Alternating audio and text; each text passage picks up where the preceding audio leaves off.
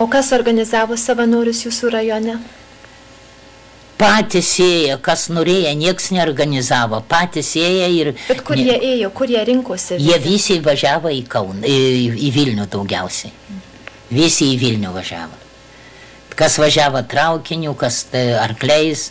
Oi, kad jūs matytumėt, kada tada prasidėjo rinktis tie savanoriai, Jėzus Marija, su klumpim.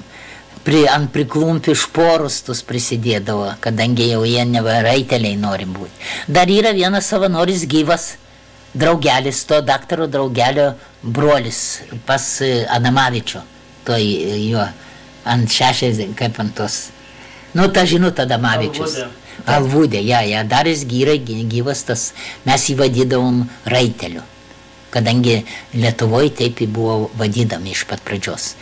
Ne gusarai, paskiaus tik pasikrikštinom, ulonais, gusarais ir taip toliau. O buvo tada raitelis ir bagina. Tai jūs... Kad tai savanoriai buvo.